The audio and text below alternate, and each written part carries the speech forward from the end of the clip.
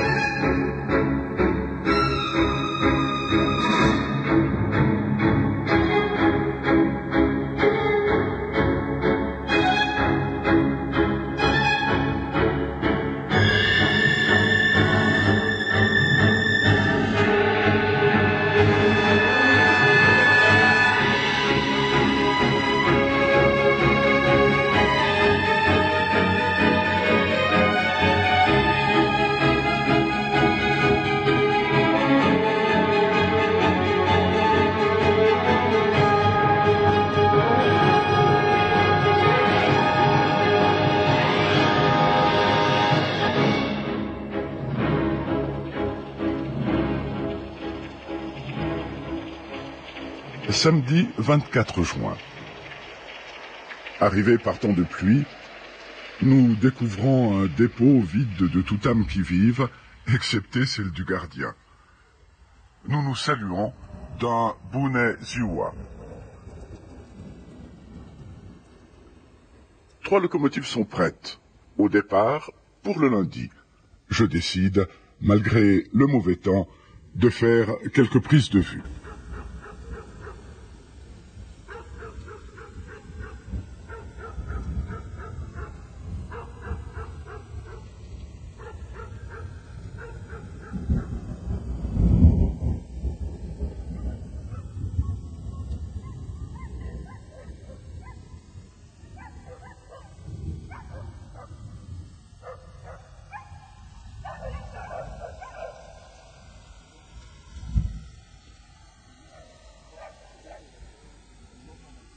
Le lendemain matin, la pluie s'est installée et, à regret, nous choisissons de poursuivre notre route plus au sud, vers d'autres lieux et d'autres trains. Mal nous en a pris, car pendant toute la semaine suivante, nos recherches restent désespérément infructueuses. Seules des voies désaffectées subsistent. Il semble qu'après l'effondrement du socialisme, la fermeture des chemins de fer forestiers se soit accélérée.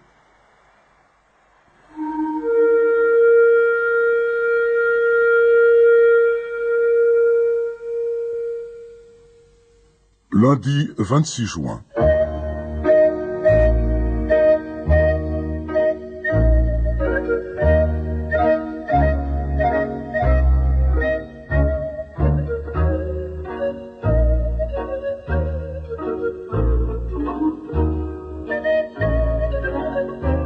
Quelle semaine! Nous parcourons le pays des Maramuresh de long en large, comme ces moutons avec leurs bergers. Parfois, nous rencontrons ces latins qui font encore le baise-main aux dames au milieu de ces régions sauvages, hérissées de ruines ténébreuses, de monastères d'une beauté émouvante. Là, comme autrefois, les campagnes arborent des tapis aux motifs géométriques, figurant parmi les plus renommés de la région.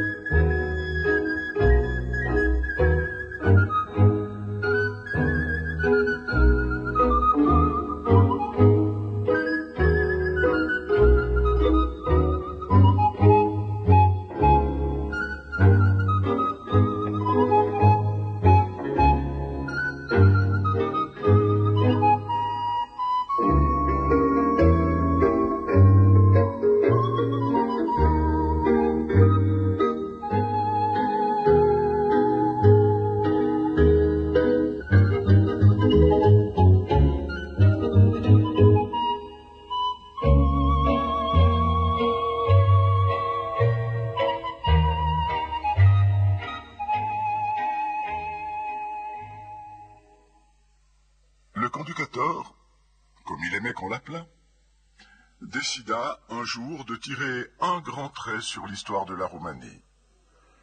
Dès 1977, villages, cimetières et églises furent livrés aux bulldozers.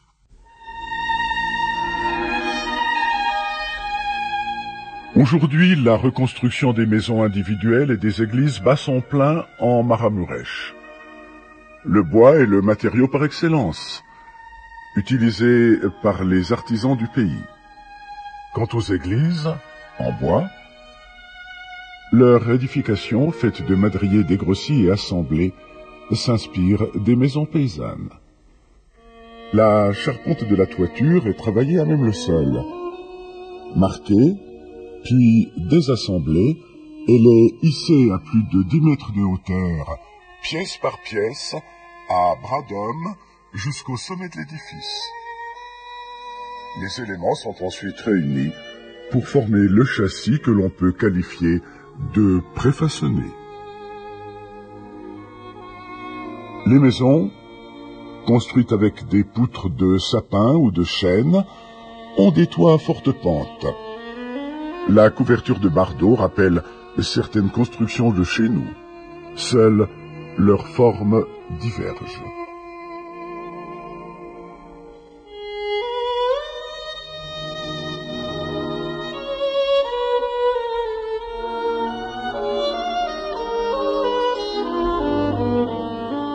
L'omniprésence du bois dans l'architecture crée une parfaite harmonie dans cet environnement rural authentique. La maison paysanne, comme l'église, est ouvragée. Les artistes sont des indigents, laboureurs et pâtres, dont la gouge, le fer rouge et le ciseau ont révolutionné la sculpture.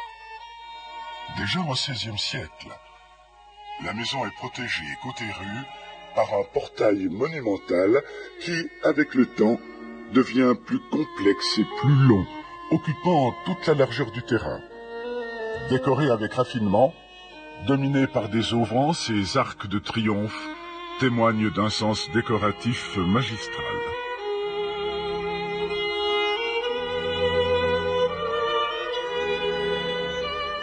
Déterminés à ramener des images des trains forestiers, nous décidons le dimanche suivant de remonter à Vichul-de-Sousse.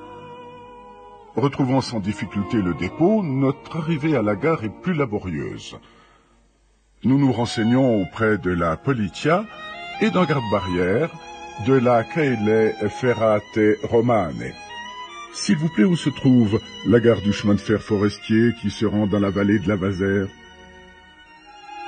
La première rue à gauche, nous répond le gendarme, en roumain, bien sûr. Il nous renvoie tout simplement sur le dépôt, d'où un garde nous accompagne à une petite maison fraîchement repeinte qui fait office de gare. Contre cigarette, bien entendu. L'horaire, écrit à la main et plaqué sur la vitre du bureau du chef, indique le départ du train à 7 heures le lendemain matin.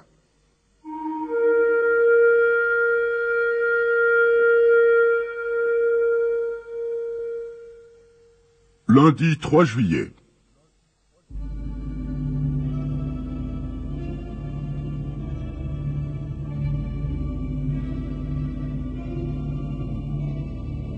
Diane à 5 heures.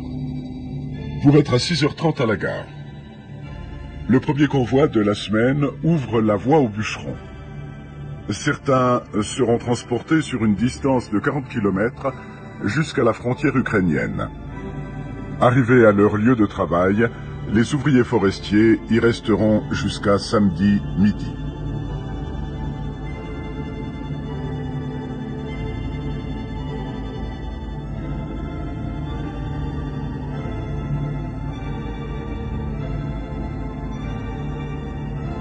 Les visages se réveillent et le train ne vient toujours pas. Nous attendons.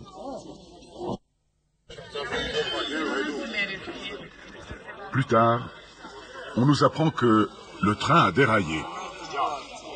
Avec un calme stoïque, nous persévérons encore. Il va venir, et ils vont le redresser. Et chacun se souvient d'incidents semblables et de bien d'autres sur le chemin de fer de la vallée, sur les gens d'ici aussi. On se remémore des histoires vraies et imaginaires. Ici, dans la vallée de la Vazère, la réalité et la légende se confondent. Ne sommes-nous pas dans les Carpates, au pays de Dracula? Nous sommes ici dans un autre monde dérobé et enchanté. Les récifs ont oublié l'attente. 8h30. Ben la voilà, la locomotive.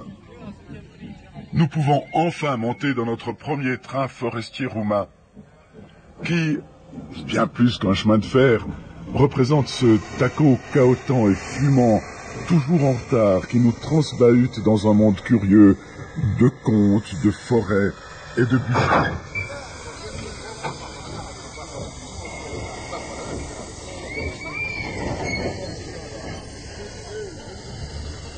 L'expérience et l'attrait de ces chemins de fer métriques vont au-delà des séries d'essieux et des plaquettes de locomotives.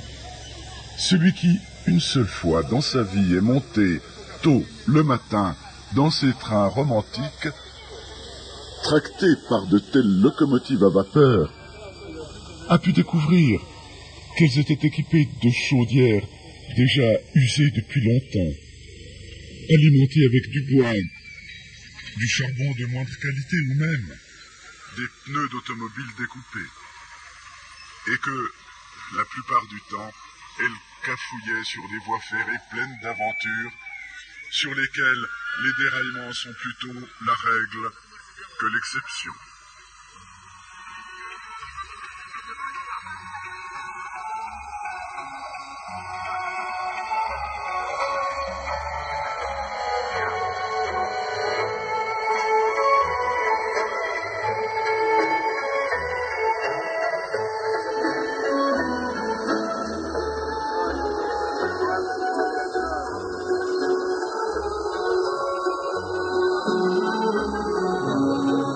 La locomotive chauffée à bloc, les derniers retardataires sautent dans les wagons déjà bondés.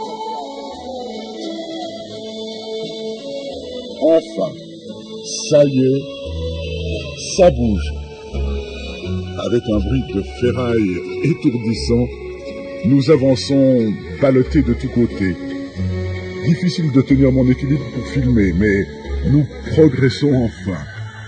L'aventure va commencer dans cette vallée de la Vazère.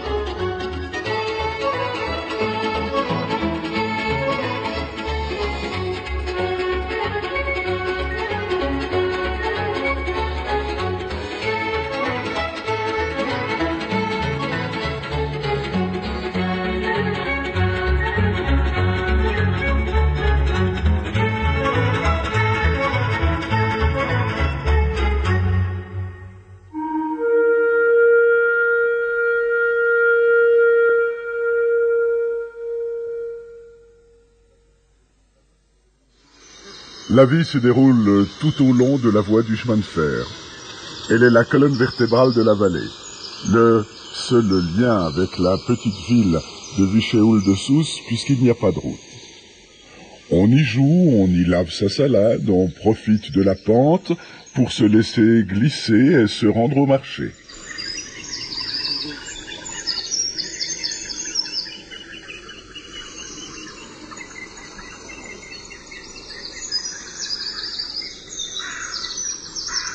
Il arrive même que l'on vous prenne en photo.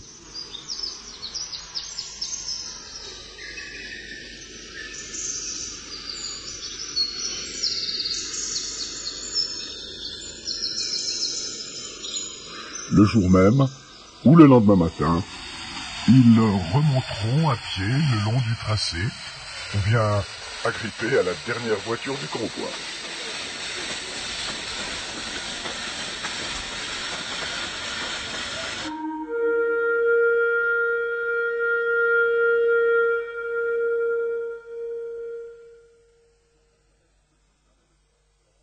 Le train s'arrête en pleine nature cette fois. Pas de gare au nom de Novat, Noviciorul ou Botixou. Non. C'est la pause de midi pour se restaurer et prendre de l'eau vite fait. Nous sommes en retard. Un coup de sifflet et le train repart doucement. Chacun court comme il peut et saute dans un wagon en marche.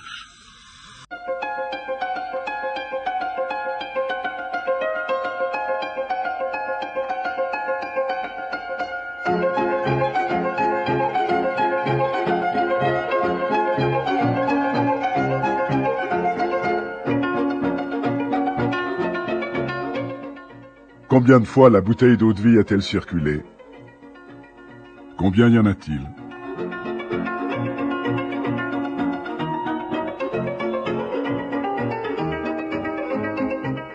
Mon voisin de voyage me raconte qu'il y a 3 ans, un bûcheron assis comme nous sur un wagon plat a été grièvement blessé par un ours. 3 ans, dites-vous? Oui. L'ours est encore l'hôte des forêts des Carpates.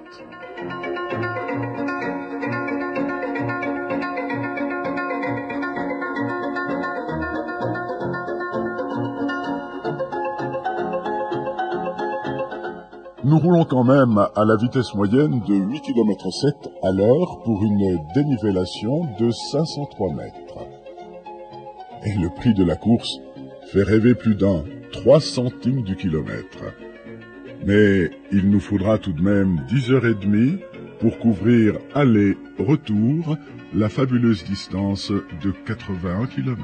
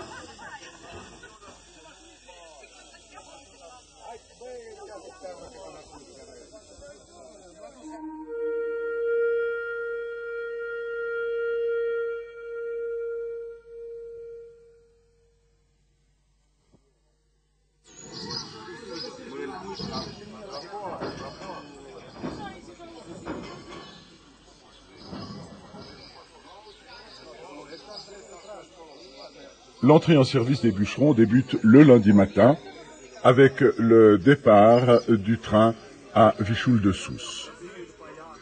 Novicior est l'un de ces emplacements où les ouvriers forestiers travaillent toute la semaine.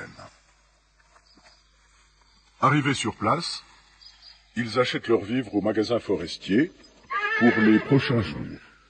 Un pain, du lard, des saucisses, des conserves, etc. Le labeur est pénible et les ouvriers ont besoin de manger régulièrement.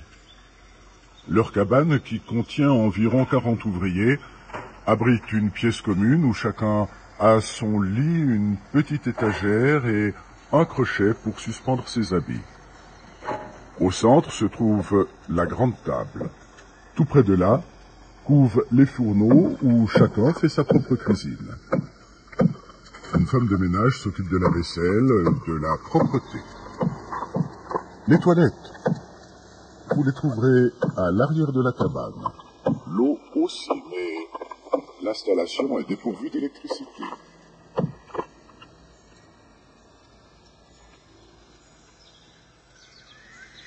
Ils travaillent tous les jours dès le lever du soleil et jusqu'au coucher par n'importe quel temps. L'hiver, le travail est encore plus rude. Les tracteurs ne pouvant atteindre les arbres, ceux-ci sont dégagés de la neige à main de bûcheron.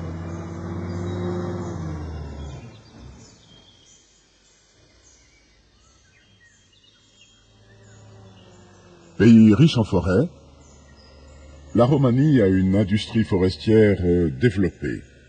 La construction d'un grand nombre d'usines modernes assure la mise en valeur intégrale du bois. Une grande variété de produits est aujourd'hui façonnée à partir du bois. Le contreplaqué, le parquet, les meubles, les embarcations, les instruments de musique, etc. Le chargement du bois a aussi suivi une certaine évolution, mais moins rapide, il est vrai, car aujourd'hui, bon nombre de travaux sont encore réalisés à bras d'homme.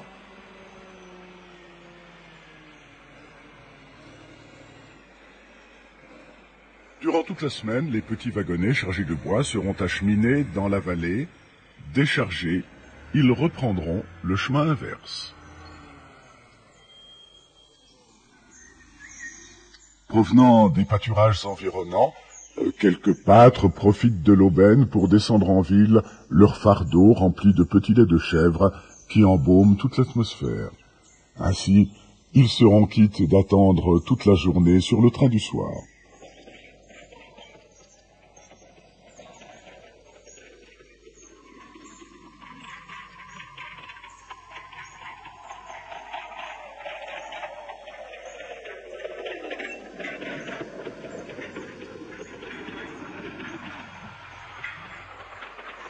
Transporter le bois depuis ces forêts inaccessibles n'était pas une mince affaire au XIXe siècle.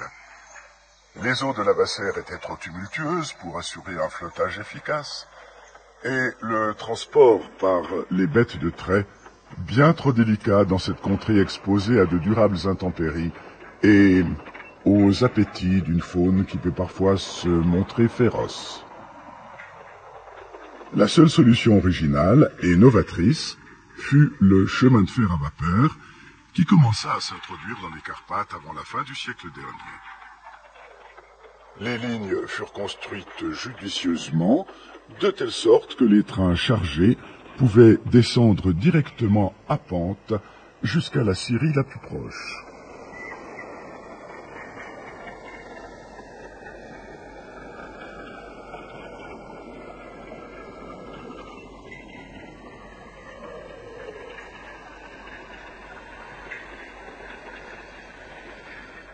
Mais de nos jours, le trajet réservé à cette forme de conduite reste limité à de courtes distances. Le reste du parcours se fait avec la locomotive. Comme les bergers, nous saisissons l'occasion de ce convoi pour rejoindre une scierie et tourner quelques images.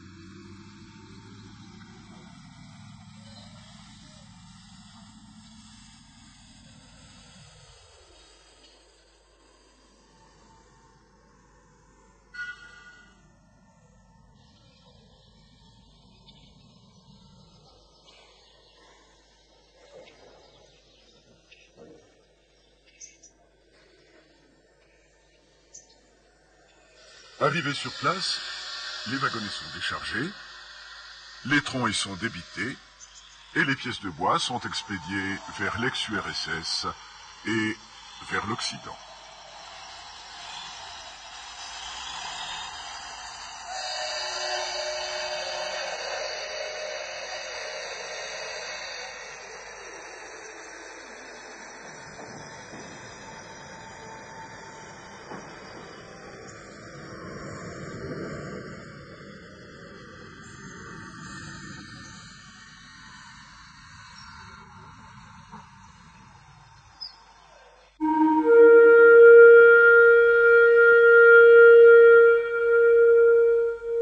Mardi 4 juillet.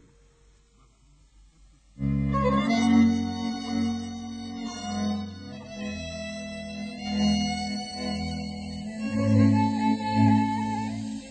temps est à la pluie.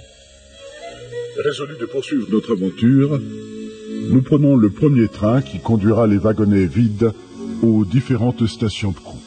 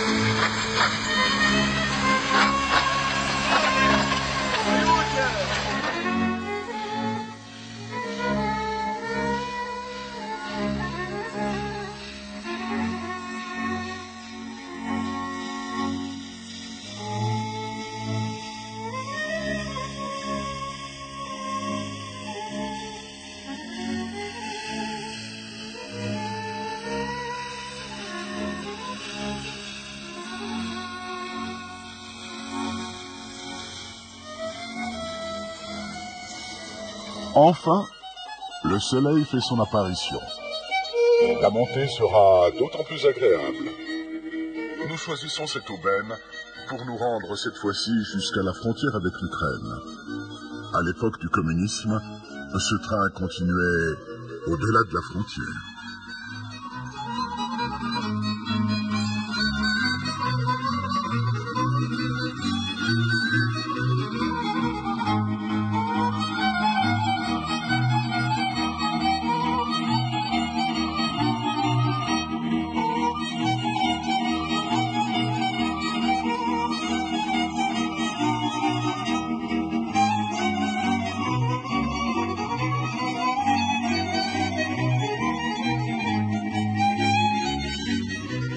Pour le visiteur venu de l'Ouest, la Roumanie peut lui réserver quelques surprises moins réjouissantes, telles que le papier de toilette qui fait systématiquement défaut, une hygiène des plus discutables, une pauvreté bien souvent présente, ou encore, bref, si quelques roues tournent encore.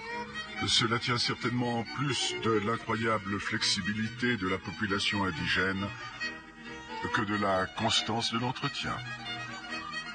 Ici, un mécanicien sur locomotive, avec les moyens les plus simples et dans les situations les plus inextricables, réussit toujours à remettre en route son engin.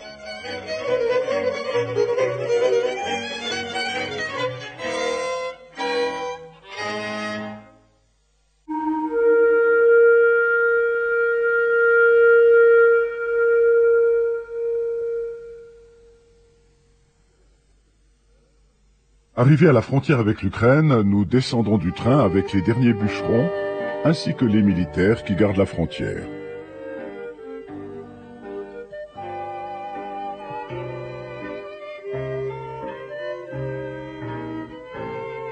La locomotive est décrochée des deux wagons restants, l'un pour les voyageurs et l'autre pour les marchandises de toutes sortes. Elle va faire le plein de charbon pour se préparer au retour.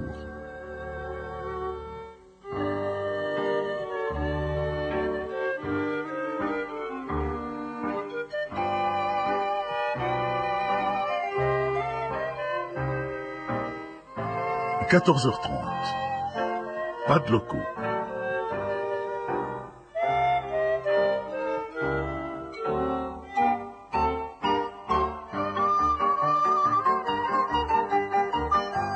On se laisse glisser sur la pente.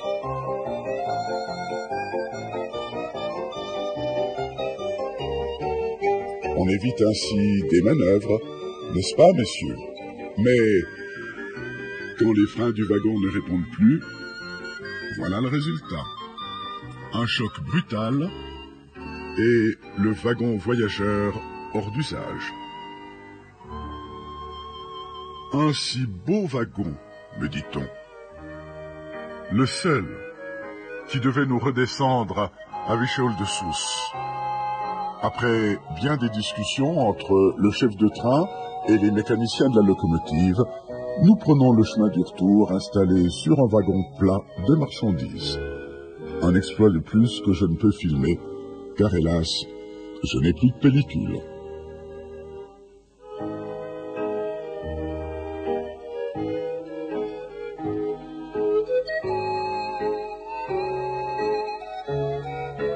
Demain, il sera samedi. À midi, la semaine de travail des bûcherons prendra fin. Le train les ramènera vers la ville pour un congé dominical auprès de leur famille.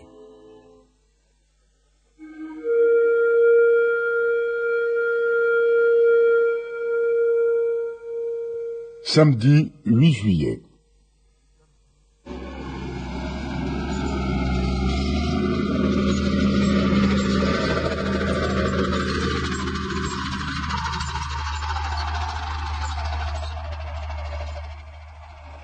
Pour permettre à tous de rentrer, des trains supplémentaires seront composés, comme ici, avec le wagon des mariages.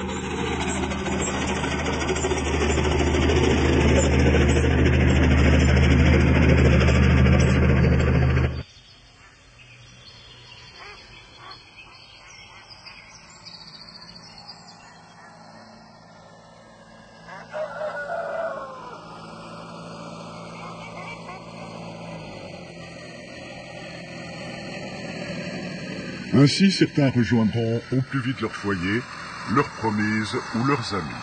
Quant aux autres,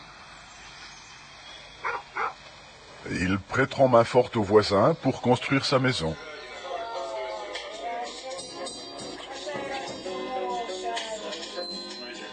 Et si vous passez par là, comme nous, vous aurez peut-être la chance de vous faire inviter, en toute simplicité, à un repas de baptême. On vous fera goûter la tchouïka, qu'une deuxième distillation rend particulièrement redoutable. Même si vous ne parlez pas le roumain, on vous fera partager la convivialité d'une tablée, pourvu que vous buviez cul sec et que vous répondiez au noroc « bonne chance ». Et seulement après, vous dégusterez la cuisine roumaine, qui reste une cuisine paysanne. La mluvik, par exemple. Et c'est une bouillie de maïs qui rappelle la polenta. Mititai, des petites saucisses grillées. Mouchki, des grillades le plus souvent de porc, ou encore salatette vinaigrée, une salade d'aubergines agrémentée de poivrons et de piments, le tout mélangé avec de la mayonnaise et bien d'autres bonnes choses.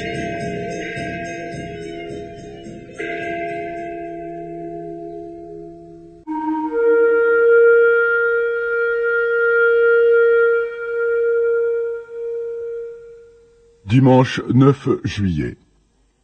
Jour de repos par excellence. Les orthodoxes revêtent leurs plus beaux costumes pour aller à l'église et retrouver leurs voisins venus à pied, parfois de loin, même de très loin.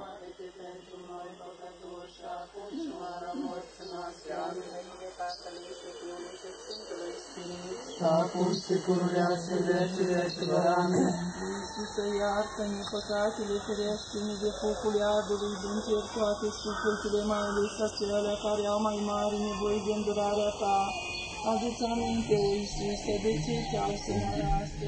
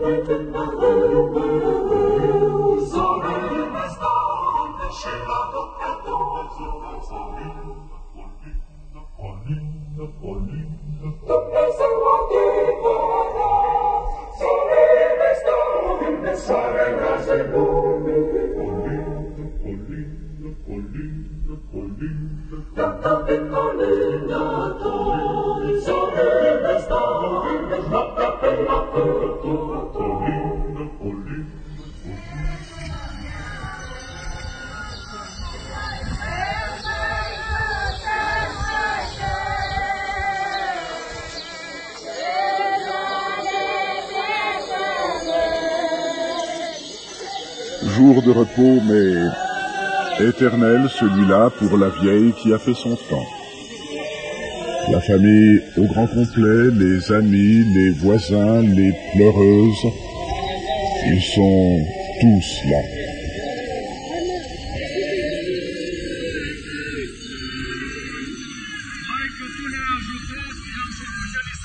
Même les étrangers en tête d'images et d'émotions insolites sont là. Une petite pause pour la photo souvenir. Merci. Et bonne route pour le dernier voyage sur ces routes à moitié défoncées.